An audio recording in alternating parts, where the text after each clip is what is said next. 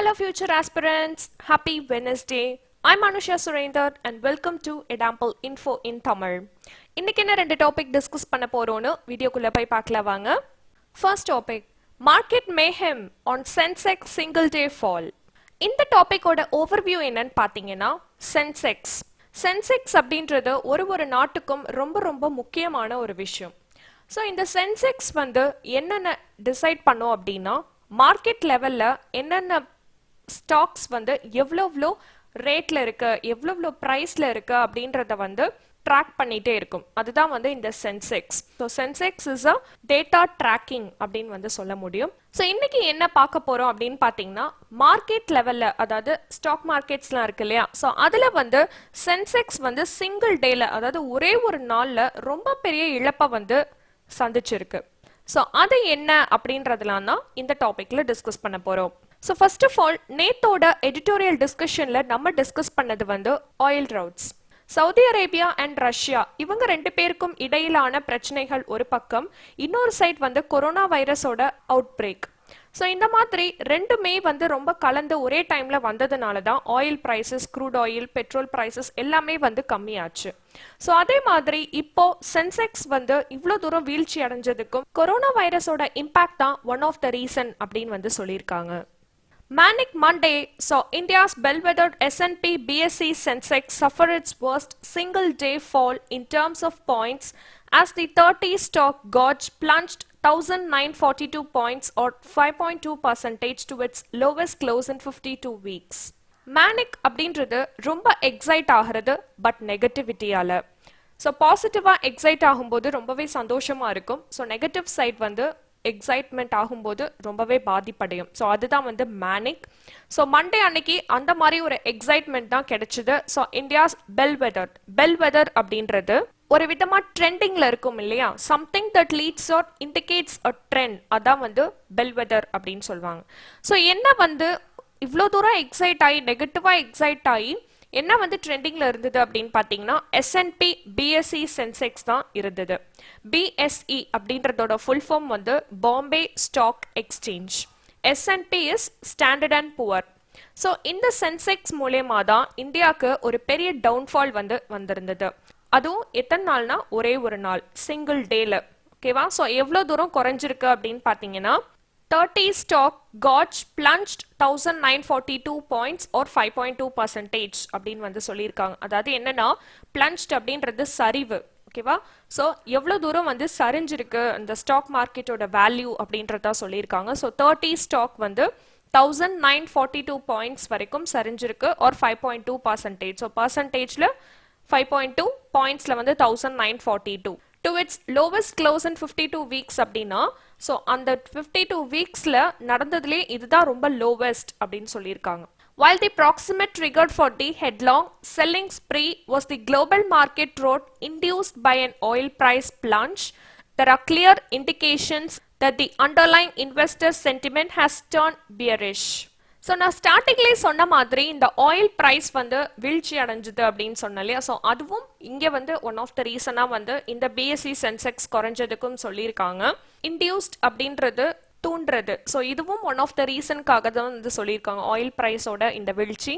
So investor sentiment has turn bearish அப்படின்னா இந்த Sensex எல்லாம் நம்பி சில பேர் ஸ்டாக் மார்க்கெட்ல இன்வெஸ்ட் பண்ணியிருப்பாங்க இல்லையா, ஸோ அவங்களுக்கு வந்து ரொம்பவே லாஸ் ஆன ஒரு விஷயம். ஸோ அவங்களுக்கு வந்து ரொம்பவே அந்த விஷயங்கள் வந்து பாதிக்கப்படும். ஸோ பியரிஷ் அப்படின்றது ஷேர் பிரைசஸ்லாம் வந்து கீழே கம்மியாயிட்டே வரது தான் வந்து பியரிஷ் அப்படின்னு சொல்லுவாங்க. From the S&P BSE 500 index comprising the top 500 BSE listed companies across all key industries to the S&P BSE small cap index representing the smallest listed firms, there was virtually no corner left untouched by the sell-off. So in the S&P BSE 500 indexல first topல இருக்கக்கூடிய 500 BSE listed companiesல அதோட இந்த small cap index S&P BSEயும் வந்து compare பண்ணியிருக்காங்க. So அப்படி வந்து பார்க்கும்போதே வந்து யாருக்குமே எந்த ஒரு விதத்துலையுமே ப்ராஃபிட் வரல. ஸோ இது வந்து நம்மளுக்கு பார்க்கும்போது ஒரு நாளில் தானே லாஸ் ஆயிருக்கு அப்படின்னு வந்து நம்மளுக்கு தெரியும். பட் ஒரு செகண்டுமே ரொம்ப இம்பார்ட்டண்ட்டாக ஸ்டாக் மார்க்கெட்டில் இன்வெஸ்ட் பண்ணவங்க வந்து அதை ரொம்பவே கவனிச்சுட்டு இருப்பாங்க. ஏன்னா அந்த ஒரு செகண்ட் வந்து ஸ்டாக் மார்க்கெட்டோட வேல்யூ வந்து சேஞ்ச் ஆக அவங்களுக்கு ரொம்பவே பாதிப்படைய செய்யும். While every Sensex member lost ground, with 22 retreating at least 3%, both the broader gauges, accounting for a combined 1,200 companies, saw about 93% each of their constituents posting declines. So என்ன சொல்ல வராங்க அப்படின்னு பார்த்தீங்கன்னா, ஒரு சிங்கிள் மெம்பரும் சென்செக்ஸில் இன்வெஸ்ட் பண்ணியிருப்பாங்க இல்லையா, ஸோ அவங்க எல்லாருக்குமே ஒரு பெரிய லாஸ் ஆனதுக்கு அப்புறமா at least 3% both the broader gauges அப்படின்றது திக்னஸ், கெப்பாசிட்டி, சைஸ் இது எல்லாத்தையுமே வந்து அனலைஸ் பண்ணுறது தான் gauges. Accounting for a combine 1,200 companies. So 1,200 companies வந்து இந்த சென்செக்ஸில் வந்து பார்க்கும்போது ஒரு கம்பெனிஸ்க்குமே 93% ஈச். ஸோ ஒரு கம்பெனிஸ்க்குமே 93% வந்து constituents posting declines. So declines அப்படின்றது குறையிறது. ஸோ அதனால ஒரு கம்பெனிக்குமே அப்படியே வந்து குறைஞ்சிக்கிட்டே வருது. The breadth of the losses is one of the sure indicator that investors are looking to exit equities for now with whatever gains they can muster, or worse in a bid to cut their losses. So இந்த invest பண்ணவங்கலாம் என்ன நினைக்கிறாங்க அப்படின்னா, இதுலேருந்து எப்படியாவது first வெளியில வந்துடணும். ஏன்னா இப்போ வரைக்குமான லாஸ் வந்து போதும், இதுக்கு மேலே டோட்டலாகவே லாஸ் ஆக விரும்பலை, ஸோ பாதியிலேயே நாங்கள் வந்து வெளியில் போய்க்கிறோம் அப்படின்ற மாதிரி நினைக்கிறாங்க. மஸ்டர் அப்படின்றது திரட்டுதல். ஸோ எவ்வளோக்கு எவ்வளோ அவங்க வந்து அவங்களோட கெயின், அதாவது ப்ராஃபிட்டை வந்து போதும் அப்படின்னு சொல்லிட்டு வெளியில போறோம் அப்படின்றது வந்து சொல்றாங்க. ஸோ இதுக்கு மேலே கண்டினியூ பண்ணா எங்களுக்கு நிறைய லாஸ் ஆயிடும் அப்படின்றத வந்து சொல்லியிருக்காங்க. And Monday's losses, while dramatic, have only extended a slide that has over the past month seen the Sensex and BSE 500 loss about 13% each, and the mid-cap gauge drop 14%. So mid cap அப்படின்றது middle capitalisation, அதுதான் வந்து short pharma mid cap அப்படின்னு சொல்லுவாங்க. அதாவது என்னன்னா, லார்ஜுக்கும் ஸ்மாலுக்கும் நடுவில் இருக்கிறது தான் வந்து mid cap, sitting between large and small. So இதோட வேல்யூவேஷன் வந்து பார்த்தீங்கன்னா, இதுக்கு ஒரு பெஸ்ட் எக்ஸாம்பிள் வந்து இந்த மிட் கேப் வந்து $1 $5 பில்லியன் நடுவில் இருக்கிறது, அதான் வந்து மிட் கேப் அப்படின்னு சொல்லுவாங்க. ஸோ அது வந்து உங்களுக்கு ரொம்பவே ட்ராப் ஆயிடுச்சு. ஒன்று வந்து பிஎஸ்சி 500 வந்து லூஸ் ஆனது 13% ஒருத்தருக்கும். மிட் கேப் வந்து ட்ராப் ஆனது 14%. Coinciding with this slide has been a 116% jump in volatility as measured by the National Stock Exchange India VIX Index, another ominous sign that prices are unlikely to stabilize anytime soon. So in the National Stock Exchange India VIX Index, so இது வந்து என்னன்னு பார்த்தீங்கன்னா Nifty அப்படின்னு கேள்விப்பட்டிருப்போம் நம்ம எல்லாருமே. So அந்த Nifty தான் வந்து நேஷனல் ஸ்டாக் எக்ஸ்சேஞ்ச் NSE அப்படின்னு சொல்றது. ஸோ கோயின்சிடென்ஸா என்னன்னு தெரியல. ஸோ எப்படி வந்து இந்த BSE பாம்பே ஸ்டாக் எக்ஸ்சேஞ்ச் வந்து இந்த அளவுக்கு வீழ்ச்சி அடைஞ்சிட்டோ, ஸோ அதே சேம் டைம் கோயின்சிடென்ஸ் மாதிரி இந்த நிஃப்டியும் வந்து வீழ்ச்சி அடைஞ்சிருச்சு. ஆமினஸ் அப்படின்றது அச்சுறுத்தல், ஒரு விதமான பயம் வந்து இப்ப எல்லாருக்குமே உருவாகும். ஸோ எங்க போய் இன்வெஸ்ட் பண்ணாலும் எல்லாமே வந்து வீழ்ச்சி அடைஞ்சிட்டு இருக்கு அப்படின்றது வந்து இந்த இடத்துல ரொம்பவே பயப்படக்கூடிய விஷயமா இது வந்து அமையுது. Also, foreign institutional investors have turned net sellers of their Indian equity holdings in a big way this month, taking the cumulative net sales since February to 10,658 crore. So, foreign institutional investors, FII. இந்த investment எதுக்கு அப்படின்னு பார்த்தீங்கன்னா, outside the country, so இந்தியாவை விட்டு அவுட்சைடில் இருக்கிற foreigners எல்லாமே இந்தியாவில் வந்து இன்வெஸ்ட் பண்ணியிருப்பாங்க. எதுக்குன்னா hedge fund, insurance companies, pension fund, mutual fund, so இந்த மாதிரி ஃபண்ட்ஸ்க்காக இன்வெஸ்ட் வந்து பண்ணியிருப்பாங்க. ஸோ அதுதான் வந்து FII, ஃபாரின் இன்ஸ்டிடியூஷனல் இன்வெஸ்டர்ஸ் அப்படின்னு வந்து சொல்லுவாங்க. ஸோ இதில் வந்து பார்த்தீங்கன்னா ஃபெப்ரவரியிலிருந்து இப்போ வரைக்கும் ₹10,658 crore வந்து அவங்களுக்கு இருக்கு.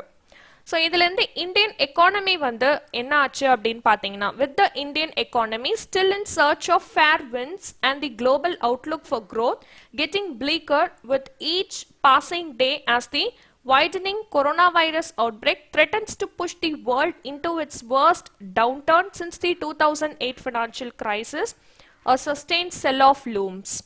ஸோ நான் ஃபஸ்ட்டு சொன்ன மாதிரி இந்த கொரோனா வைரஸோட அவுட்பிரேக்னால Indian economy is still day by day getting bleaker. So bleaker அப்படின்றது வீழ்ச்சி.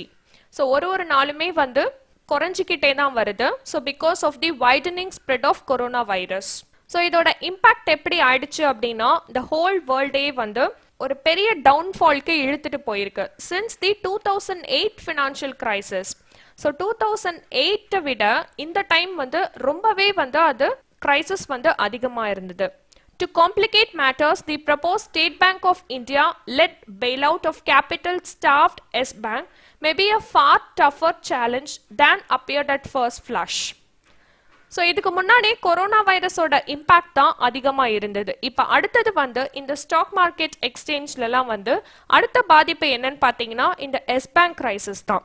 ஸோ இந்த பிரச்சனையை என்னதான் வந்து ஸ்டேட் பேங்க் ஆஃப் இந்தியா வந்து ஹோல்ட் பண்ணி வச்சிருந்தாலும் பட் இதோட இம்பாக்ட் வந்து ரொம்ப பெருசா ஸ்டாக் எக்ஸ்சேஞ்சஸ்ல தான் வந்து பாதிப்படையும். Among the hurdles is a legal challenge to the plan by holders of the troubled lenders additional tier 1 bonds. இது எல்லாமே same time at a time வந்து ரொம்பவே இந்தியாவோட எக்கனாமிக் லெவல பாதிப்படைய செய்ய வச்சிருக்கு. So additional tier 1 bonds AT1 bond. So அது வந்து என்னன்னா it is a type of perpetual bond unsecured அப்படின்றது தான் வந்து இந்த அடிஷ்னல் டயர் 1 பாண்ட். ஸோ இது வந்து பேங்க்ஸ் வந்து ப்ரொவைட் பண்ணுவாங்க. ஸோ அவங்களோட கேபிட்டல் பேஸை வந்து ஸ்டெபிலைஸ் பண்ணுறதுக்காக இந்த அடிஷ்னல் டயர் 1 பாண்ட் வந்து பேங்க்ஸ் வந்து யூஸ் பண்ணுவாங்க. ஸோ இது வந்து எதுக்கு இங்கே சொல்லியிருக்காங்கன்னா இவ்வளோ வந்து தடைகள் வந்து வந்துட்டு இருக்கு இந்த எஸ் பேங்க் இந்த மாதிரி கிரைசிஸ்னால இந்தியாவோட எக்கானமி வந்து குறைஞ்சிட்டே வருது இல்லையா. ஸோ அதுக்காக பேங்க்ஸ் ப்ரொவைட் பண்ணக்கூடிய பாண்ட் தான் வந்து additional tier 1 bonds. And the best intentions of the center and efforts by the RBI notwithstanding, any failure to expedite the resolution at S Bank runs the risk of undermining wider banking sector stability. இந்த மாதிரிலாம் economic level slow டவுனாக இருக்கட்டும் இல்லை இந்த சென்செக்ஸில் வந்து stock எக்ஸ்சேஞ்சஸோட இந்த வீழ்ச்சிகளாக இருக்கட்டும் இது மாதிரி நடக்காமல் இருக்கிறதுக்கு பேங்கிங் செக்டாரில் என்னென்ன பண்ணணும். ஸோ இந்த மாதிரி இந்த எஸ் பேங்கோட கிரைசிஸ்லாம் வந்தது இல்லையா. ஸோ அந்த மாதிரி இல்லாமல் பேங்கிங் செக்டாரோட ஸ்டெபிலிட்டியை வந்து இன்னும் கொஞ்சம் மேம்படுத்தணும் அப்படின்னு வந்து சொல்லியிருக்காங்க. To be sure already there is talk of concerted central bank action among the leading western economies as well as likely fiscal measures to address the threat posed by COVID-19. So in the COVID-19 ஓட impact வந்து பாத்தீங்கன்னா central பேங்க்ல இருந்து already சில measures வந்து எடுக்கிறதா வந்து சொல்லியிருக்காங்க. That is fiscal measures. So fiscal measures fiscal அப்படின்றது நிதி. ஸோ அந்த மாதிரி மெஷர்ஸ்லாம் எடுத்து இந்த COVID-19ஓட இம்பாக்ட் பெரிய லெவலில் பாதிக்காமல் இருக்கிறதுக்காக இந்த மாதிரி மெஷர்ஸ்லாம் வந்து எடுக்க போகிறாங்க. The US Federal Reserve last week made an emergency cut in its benchmark interest rate and President Trump is contemplating a raft of steps including a payroll tax cut. So யூஎஸோட ஃபெட்ரல் ரிசர்வ் ஸோ அவங்க வந்து already வந்து இந்த corona வைரஸோட இம்பேக்ட்னால நிறைய emergency cut வந்து பண்ணியிருக்காங்க in its interest rate. And also president Trump is contemplating அப்படின்றது ரொம்ப நேரமாக யோசிக்கிறது ஃபார் அ லாங் டைம். அதான் வந்து கான்டெம்ப்ளேட்டிங். ஸோ இந்த பேரோல் டேக்ஸ் கட், இந்த பேரோல் டேக்ஸ் அப்படின்றது எம்ப்ளாயீஸ்லாம் வந்து டாக்ஸ் பே பண்ணுவாங்க இல்லையா. ஸோ அவங்களோட ஒர்க் அண்ட் சேலரிக்காக. ஸோ அதுதான் வந்து பேரோல் டேக்ஸ். ஸோ இதை வந்து கட் பண்ணுறதுக்காக பிரசிடென்ட் ட்ரம்ப் வந்து ரொம்ப நாளாவே யோசிச்சுட்டு இருக்காரு. தி RBI and the center too would ideally need to move in lockstep with measures to ensure adequate liquidity to help bolster sentiment at this time of market and economic fragility. So RBIயும் சென்ட்ரலும் என்ன வந்து பண்ணணும் அப்படின்றத லாஸ்டா சொல்லியிருக்காங்க. So என்னென்ன steps வந்து எடுக்கணும், என்னென்ன மெஷர்ஸ் வந்து எடுக்கணும் அப்படின்றதா சொல்லியிருக்காங்க. To ensure adequate liquidity. Market liquidity அப்படின்றது வந்து என்னன்னா, ஸோ சிம்பிளாக சொல்லணும்னா லிக்விட் அசட்ஸ் ஆர் கேஷ், அதான் வந்து லிக்விடிட்டி அப்படின்னு சொல்லுவாங்க. ஸோ இது வந்து என்னன்னா quickly purchase or sell an asset without causing a drastic change in the asset's price. அதான் வந்து liquidity அப்படின்னு சொல்லுவாங்க. ஸோ இதான் வந்து market liquidity. To help bolster sentiment. Bolster அப்படின்றது வந்து இன்னும் மேம்படுத்தணும். ஸோ என்ன வந்து மேம்படுத்தணும் அப்படின்னு பார்த்தீங்கன்னா இந்த லிக்விடிட்டி எல்லாம் மேம்படுத்தணும். ஸோ என்ன சிச்சுவேஷன்ல இப்போ இருக்கிறதுக்காக மேம்படுத்தணும் அப்படின்னா எக்கனாமிக் ஃப்ராகிலிட்டி அப்படின்றது வந்து பலவீனம். ஸோ எக்கனாமிக் லெவல் வந்து ரொம்ப பலவீனமா இருக்கிறதுக்காக இந்த மாதிரி மெஷர்ஸ்லாம் எடுத்து அதை இன்னும் இன்க்ரீஸ் பண்ணா எக்கனாமிக் லெவலும் வந்து இன்க்ரீஸ் ஆகும். டாபிக் 1ஓட டிஸ்கஷன் முடிஞ்சிடுச்சு. அதோட நியூஸ் இங்க இருக்க செக் பண்ணிக்கோங்க. இப்போ வாங்க செகண்ட் டாபிக் போலாம். Second topic, scoring low on lack of power in schools. So இந்தியாவில் இருக்கக்கூடிய ஸ்கூல்ஸ்லலாம் அனலைஸ் பண்ணி பார்க்கும்போது அந்த டேட்டா வந்து ரிலீஸ் பண்ணியிருக்காங்க. என்னன்னா எலக்ட்ரிசிட்டி பவர் வந்து ரொம்பவே கம்மியான நிலையில நிறைய ஸ்கூல்ஸ் வந்து இருக்காங்க. அதாவது நிறைய ஸ்கூல்ஸ்ல வந்து எலக்ட்ரிசிட்டி இல்லை அப்படின்னு வந்து ஒரு ஷாக்கிங்கான நியூஸ் வந்து சொல்றாங்க. பிளஸ் நிறைய ஸ்கூல்ஸ்ல வந்து பிளே கிரவுண்ட்ஸ் இல்லை அப்படின்னு சொல்றாங்க. ஸோ என்னென்ன சொல்லியிருக்காங்க அப்படின்றதெல்லாம் டிஸ்கஷன்ல பார்க்கலாம். It should rank as an irony that, as a founder leader of the International Solar Alliance, India has not electrified a significant number of government schools while extolling the elegance and virtue of photovoltaic electricity to the rest of the world. So இதில் ப்ராப்ளம்குள்ளே போகிறதுக்கு முன்னாடி ஸ்டார்டிங்கில் வந்து அதுக்கான சொல்யூஷனாக ஒன்று வந்து கொடுத்துருக்காங்க. ஸோ நிறைய இடத்துல வந்து சோலார் டைப் எலக்ட்ரிசிட்டி வந்து எந்த அளவுக்கு இம்ப்ரூவ் ஆயிருக்கு அப்படின்னு வந்து பார்த்தீங்கன்னா அதை நிறைய பேர் வந்து யூஸ் பண்ணுற அளவுக்கு தான் இருக்கு. பட் அது எங்கேயுமே வந்து இன்னும் இன்வெஸ்ட் பண்ணலை அப்படின்றது தான் ரொம்பவே வருத்தம் அளிக்கக்கூடிய விஷயம். ஸோ இந்தியாவில் அதே மாதிரி நிறைய கவர்மெண்ட் ஸ்கூல்ஸில் வந்து இந்த மாதிரி எலக்ட்ரிசிட்டி வந்து இல்லாமல் இருக்கு. The lack of power in schools is taken note of by the Parliamentary Standing Committee on Human Resource Development in its latest report on budgetary grants for school education and literacy for 2020 to 21. So இந்த research வந்து பண்ணது யாருன்னா Parliamentary Standing Committee on Human Resource Development. அவங்க தான் வந்து இந்த report வந்து எடுத்திருக்காங்க. ஸோ அதாவது ஸ்கூல் எஜுகேஷன் வந்து எந்த அளவுக்கு இருக்குன்னு பார்க்குறப்ப தான் lack of power in schools, so electricity வந்து கம்மியா இருக்குன்றத வந்து நோட்டீஸ் பண்ணியிருக்காங்க. Under the framework of concurrent powers, the center operates in its own schemes and sponsors several school education programs covering the states, notably Samagra Shiksha and the Mid-Day Meal Scheme. So central வந்து நிறைய schemes வந்து provide பண்ணிட்டு இருக்காங்க for education, that is notably Samagra Shiksha. So Samagra Shiksha அப்படின்ற இந்த ஸ்கீமில் வந்து பார்த்தீங்கன்னா எல்லாருக்குமே முழுமையான எஜுகேஷன் வந்து காமனாக கிடைக்கணும் அப்படின்ற ஸ்கீம் தான் இந்த Samagra Shiksha. And also mid day meal scheme அப்படின்றது மீல்ஸ் வந்து ஸ்கூல்ஸ்லேயே வந்து ப்ரொவைட் பண்ணுறது. ஸோ நிறைய பேர் வீட்டில் வந்து ரொம்ப பாவர்ட்டி, ரொம்ப அதுக்காக கஷ்டப்படுறவங்க, அந்த மாதிரி நிறைய குழந்தைங்க வந்து படிக்க வருவாங்க இல்லையா, ஸோ அவங்களுக்காக தான் ஸ்டார்ட் பண்ணது இந்த mid day meal scheme. So இந்த மாதிரி ஸ்கீம்ஸ்லாம் வந்து கவர்மெண்ட் வந்து நிறைய இன்வெஸ்ட் பண்ணி நிறைய இந்த மாதிரி புதுசாக ஸ்கீம்ஸ்லாம் வந்து இன்ட்ரடியூஸ் பண்ணிட்டு தான் இருக்காங்க. Yet, as the panel found from data for 2017 to 18, only 56.45% of government schools had electricity and 56.98% a playground, while almost 40% lacked a boundary wall.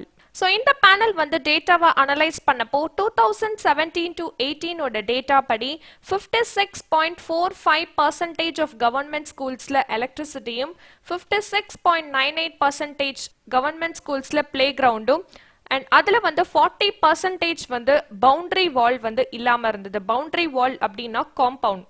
So ஸ்கூலுக்கு வெளியில் காம்பவுண்ட் வச்சு கேட்லாம் வச்சுருப்பாங்க இல்லையா, ஸோ அந்த மாதிரி இல்லாமல் இருந்தது அப்படின்னு வந்து ஒரு டேட்டா வந்து பார்த்துருக்காங்க. There are some high-performing states, but even in politically well-represented Uttar Pradesh, almost 70% of schools lacked electricity. So இன்னும் வந்து இந்தியாவில் வந்து பார்த்தீங்கன்னா நல்ல பெர்ஃபார்ம் பண்ணுற ஸ்டேட்ஸும் இருக்காங்க இந்த கவர்மெண்ட் ஸ்கூல்ஸ்லாம் வந்து டெவலப் பண்ணி. அதில் வெல் பொலிட்டிக்கலி ஸ்டேட்ஸ், அதாவது நிறைய வந்து ஆட்சிக்கு வந்த பிறகு நிறைய வந்து பாலிடிக்ஸ் மூலியமாக நிறைய நன்மைகள் வந்து வந்ததுக்கு அப்புறம் கூட அந்த லிஸ்ட்ல ஒன் ஆஃப் தி ஸ்டேட்ஸான உத்தர் பிரதேஷில் வந்து பார்த்தீங்கன்னா 70% ஆஃப் தி ஸ்கூலில் எலக்ட்ரிசிட்டியே இல்லை. Other depressing insights from the district information database as of end 2019 are, so 2019 ஓட end படி இன்னொரு ஷாக்கிங் ஆன ஒரு நியூஸ் அண்ட் ரொம்பவே வருத்தம் அளிக்கக்கூடிய ஒரு டேட்டா வந்து என்னன்னு பார்த்தீங்கன்னா neglect of toilet construction for children with special needs, failure to build toilets for girls in a third of secondary schools and laboratories for higher secondary science students. So toilet கன்ஸ்ட்ரக்ஷனே வந்து ப்ராப்பராக இல்லை. And அது மட்டும் இல்லாமல் primary and secondary ஸ்கூல்ஸ்லலாம் வந்து பார்த்தீங்கன்னா primary ஸ்கூல்ஸில் கேர்ள்ஸுக்குன்னு தனியாக வந்து சில ஸ்பெஷாலிட்டி டாய்லெட்ஸ் வந்து கண்டிப்பாக வேணும். ப்ளஸ் higher secondary ஸ்டூடெண்ட்ஸ்க்கு வந்து laboratories இல்லாம இருக்கு. ஸோ அந்த மாதிரிலாம் வந்து நிறைய issues வந்து போயிட்டு இருக்கு. The tardy progress on such important facilities in spite of the projects having been sanctioned shows the low priority that school education is being accorded. டார்டி அப்படின்றது ரொம்ப ஸ்லோ ப்ராக்ரஸ், அதான் வந்து டார்டின்னு சொல்லுவாங்க. ஸோ அந்த மாதிரி இம்பார்ட்டன்ட் ஃபெசிலிட்டிஸ்லாம் இவ்வளோ ஸ்லோவாக இருக்கும்போது தேவையில்லாததை வந்து இவ்வளோ சீக்கிரம் நிறைவேற்றணுமா அப்படின்றதான் ஒரு கொஷின் மார்க். ஸோ இம்பார்ட்டண்ட்டாக ஸ்கூல்ஸ்க்கு வந்து என்னென்ன தேவை, toilet facilities, laboratories, electricity, play ground, compound wall. So இது எதுவுமே இல்லாமல் ஒரு கன்ஸ்ட்ரக்ஷன் ஆஃப் ஸ்கூல் வந்து இருக்கும்போது it is not a safe way for children. So அப்படி பார்க்கும்போது ஸ்கூல்ஸ் எல்லாத்துக்குமே லோ ப்ரையாரிட்டி தான் தராங்க, எதுவுமே கண்டுக்காத மாதிரி இருக்கு அப்படின்னு வந்து இந்த டேட்டா மூலமா நம்மளுக்கு தெரிய வருது. One of the first things the NDA government did at the launch of its second term was a 100-day program for education focused in part on training of school teachers and opening of central schools. So NDA government, national democratic alliance government. So இவங்க வந்து ஒரு நல்ல விஷயம் ஸ்கூலுக்காக எஜுகேஷனுக்காக பண்ணியிருக்கிறது வந்து என்னன்னா 100-day program அப்படின்ற ஒரு ப்ரோக்ராம் வந்து இன்ட்ரடியூஸ் பண்ணியிருந்தாங்க. ஸோ இந்த ப்ரோக்ராமில் வந்து ஸ்கூல் டீச்சர்ஸ் எல்லாருக்குமே வந்து ட்ரைனிங் வந்து ப்ரொவைட் பண்ணுவாங்க. ஸோ இந்த ட்ரைனிங் மூலயமா ஸ்கூல் டீச்சர்ஸ் வந்து நல்லா ட்ரெயின் ஆகி ஸோ அவங்க வந்து ஸ்டூடெண்ட்ஸ்க்கு வந்து எக்ஸ்போஸ் பண்ணும்போது ரொம்ப ப்ரொஃபஷ்னலாக எக்ஸ்போஸ் பண்ணுவாங்க.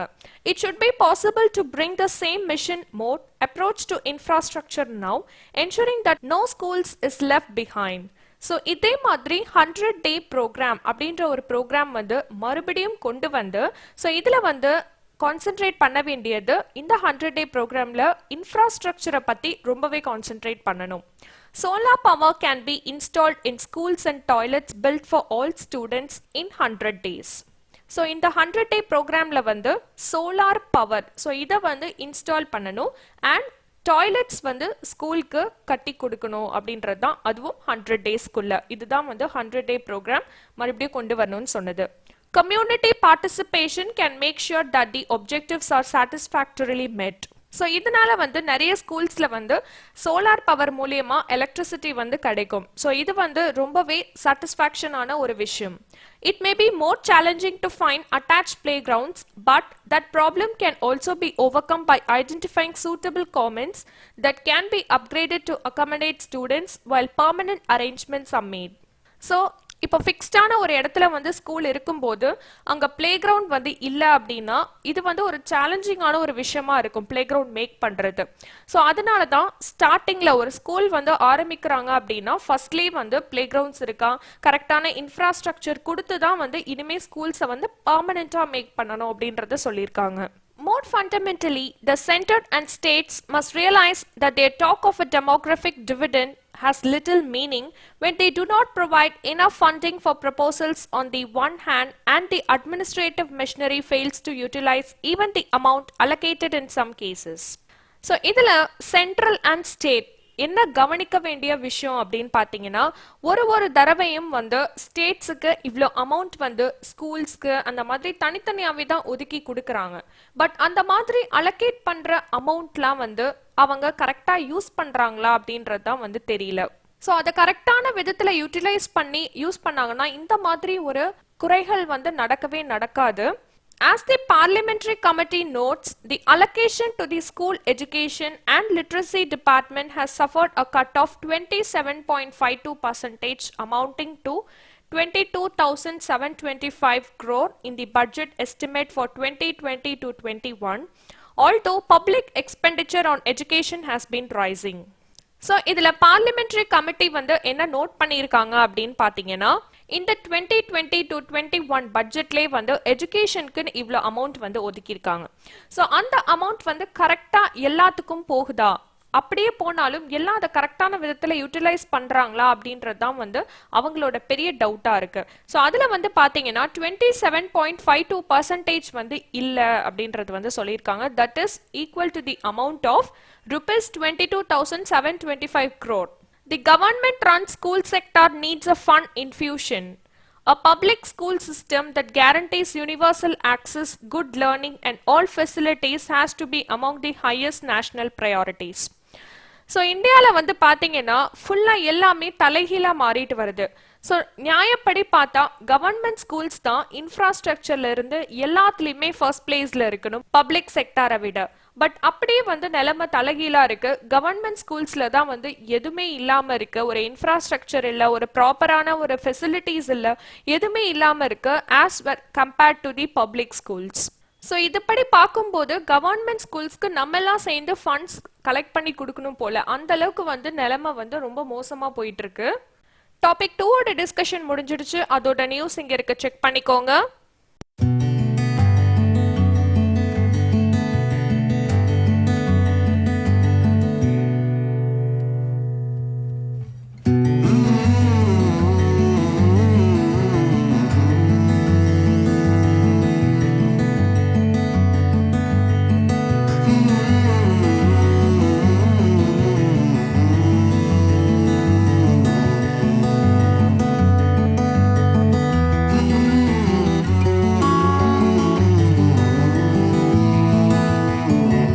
இந்த வீடியோ உங்களுக்கு யூஸ்ஃபுல்லா இருந்ததுன்னா சப்ஸ்கிரைப் பண்ணிக்கோங்க. உங்களை நெக்ஸ்ட் யூஸ்ஃபுல்லான வீடியோல மீட் பண்றேன். பாய்.